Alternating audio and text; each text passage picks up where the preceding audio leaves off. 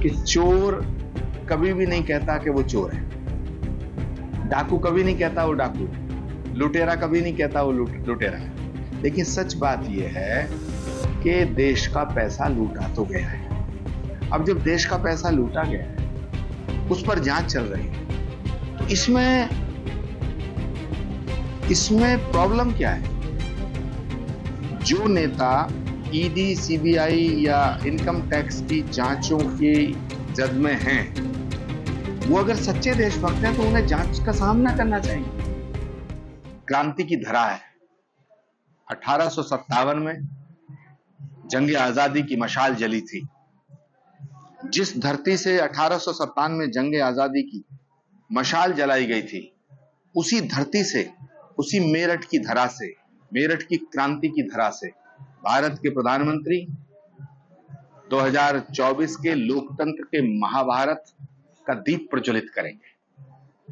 अब मुझे लगता है कि उनके द्वारा प्रज्वलित किए गए इस दीप की रोशनी पूरे भारत में ही नहीं, पूरे विश्व में फैलेगी। देखिए, जब माल आता है तो कई तरह की समस्या भी साथ लाता है। तो ये तो कांग्रेस के नेताओं को बताना चाहिए कि इतना सारा सैकड़ों करोड़ रुपए का जो उन्हें नोटिस मिला है, तो आखिर क्यों मिला है? तो इसका जवाब तो कांग्रेस पार्टी के नेता देंगे। 1800 करोड़ हो या 18,000 करोड़ हो, इसका जवाब तो जयराम रमेश और केसी वेणुगोपाल जी को देना चाहिए। सच बात यह है कि चोर कभी भी नहीं कहता कि वो चोर है, डाकू कभी नहीं कहता वो डाकू है, लुटेरा कभी नहीं कहता वो लुटेरा है। लेकिन सच बात यह है कि देश का पैसा लूटा तो गया है। अब जब देश का पैसा लूटा गया है, उस पर जांच चल रही है, तो इसमें प्रॉब्लम क्या है? जो नेता ईडी, सीबीआई या इनकम टैक्स की जांचों की जद में हैं, वो अगर सच्चे देशभक्त हैं तो उन्हें जांच का सामना करना चाहिए, न्यायपालिका पे भरोसा करना चाहिए। और मैं समझता हूं कि भारत की न्यायपालिका एकदम स्वतंत्र है। भारत की न्यायपालिका पर किसी भी सरकार का कोई दबाव नहीं है। तो जब सरकार का दबाव नहीं, अब न्यायपालिका अगर हमारे हक में फैसला कर दे तो न्यायपालिका ठीक है, अगर हमें नोटिस दे दे तो न्यायपालिका गलत है। तो ये दोहरे मापदंड नहीं चलेंगे। अपने रास्ते से भटक गई है, वंदे मातरम का रास्ता छोड़ के भारत के टुकड़े करने वाले रास्ते पर आ गई है। रघुपति राघव राजा राम पतित पावन सीताराम का रास्ता छोड़कर सनातन को मिटाने के रास्ते पे आ गई है।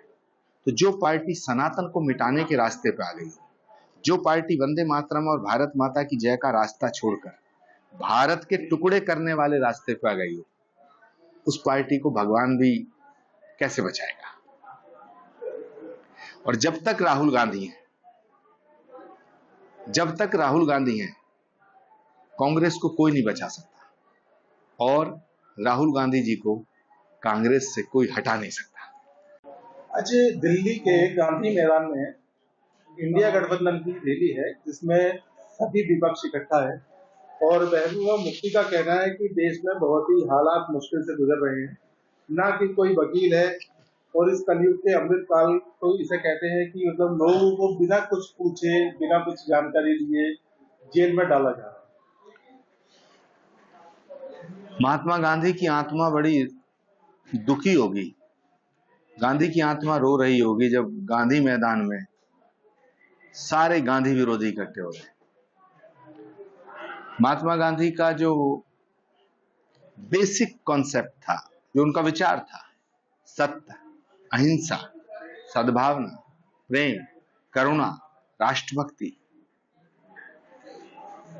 इन सारे के सारे सिद्धांतों के खिलाफ सिर्फ स्वार्थ का गठबंधन बना लेने से और पूरा के पूरे विपक्ष का एजेंडा अगर आप पूछो तो कोई नहीं है। पूरे विपक्ष का एकमात्र एजेंडा है मोदी हटाओ। मोदी क्यों हटाओ, इसका जवाब इनके पास नहीं है। बस मोदी हटाना चाहते हैं।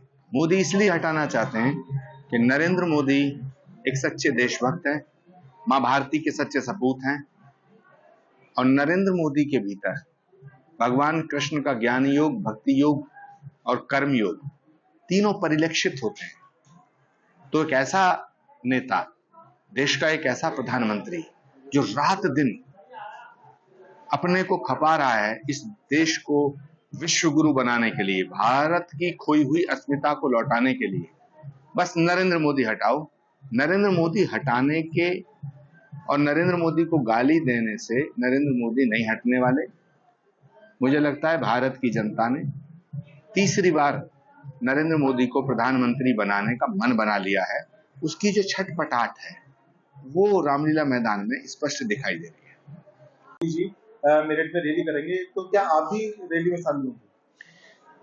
देखिए, मैं रैली में शामिल हूं या ना हूं, मैं रेला में शामिल हूं या ना हूं, लेकिन मैं नरेंद्र मोदी जी के साथ हूं।